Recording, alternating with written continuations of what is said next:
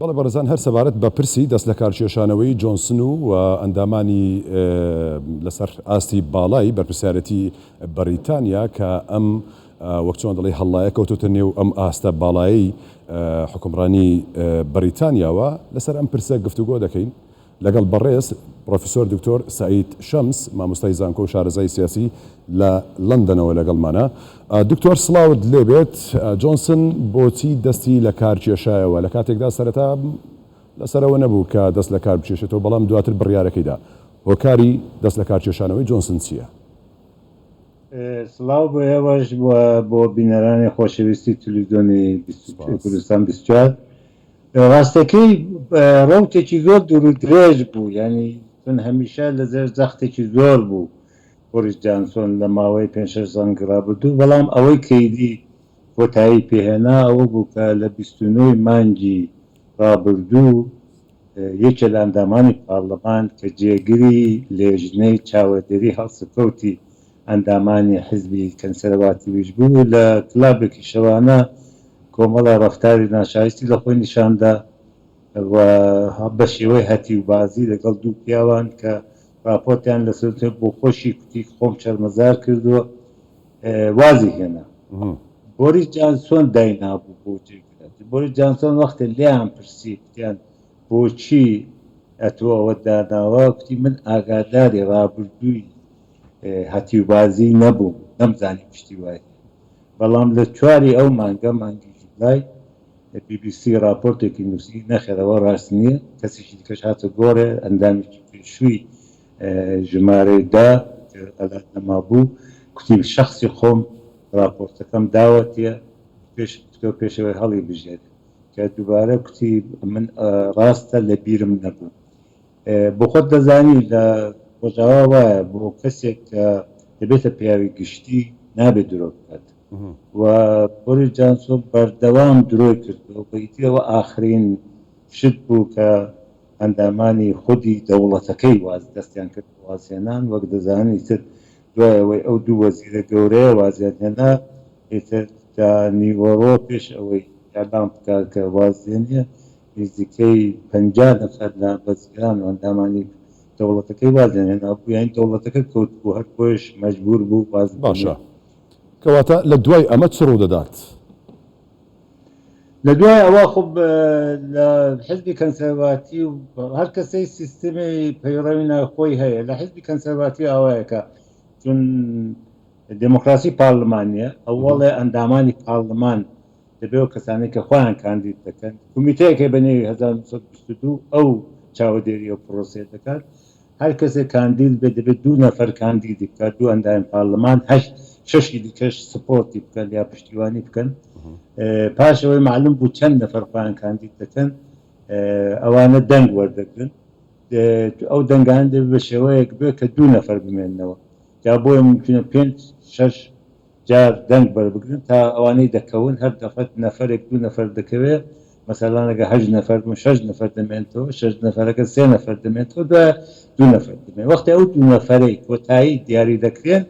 ئەو دەمی هەموو ئەندامانی حزبی کەنسەرڤاتی بە نمایندەی پارلەمان و بە ئەندامی ئاسایی دەنگ دەدەن و ئەو کەسێک کە 50 لەسەر 50 بە ئیزافی یەکی هێناوە دەبێتە ڕەهبەری تازەی حزبی کەنسەرڤاتی و چون حزبی کەنسەرڤاتی و لەدەسەڵاتدایە دەبێتە سەرۆکوەزیر. باشە،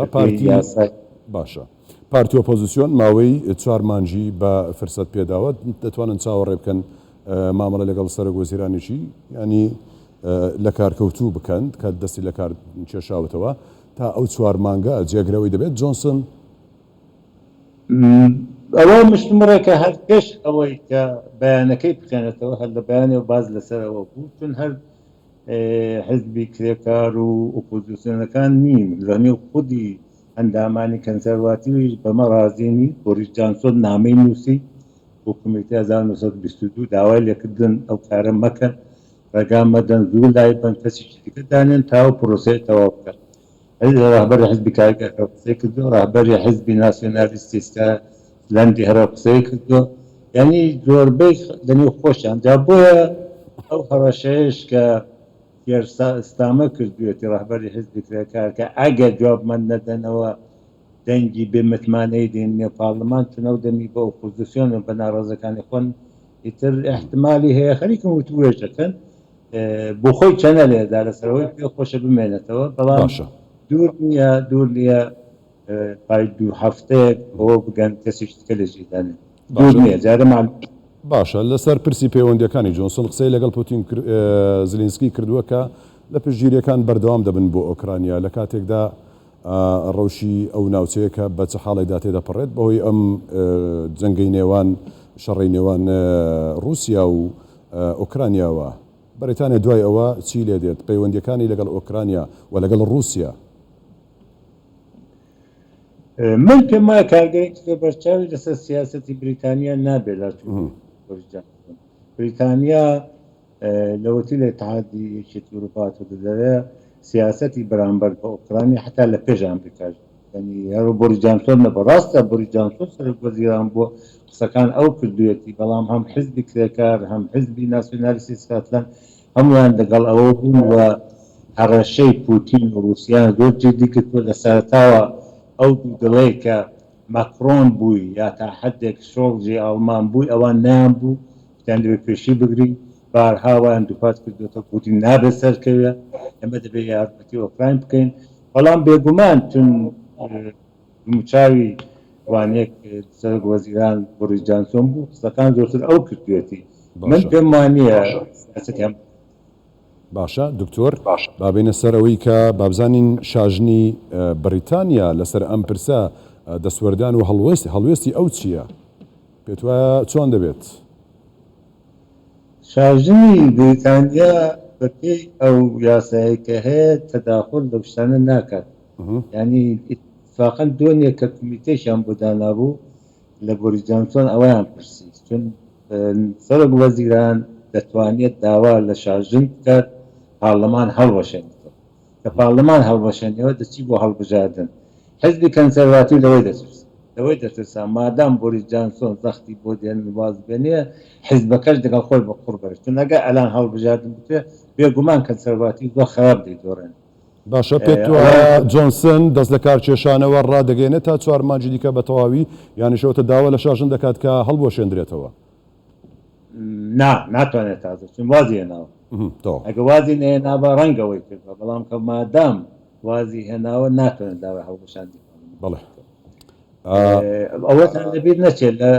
لە بریتانیا پارلەمان ناوەندی دموکراسی پارلمانیە سەروەری سیاسی ساورنتی بە پارلمانە فقط لە یەک حاڵەتە ناکرێەوە دەرەنگ بوو بەڵێ پرۆفیسۆر دکتۆر سعید شەمس مامۆستای زانکۆ و شارەزای سیاسی لە لەندەنەوە لەگەڵمان بووی سپاس بۆ تۆ مادومان کردی دکتۆر سپاس بۆ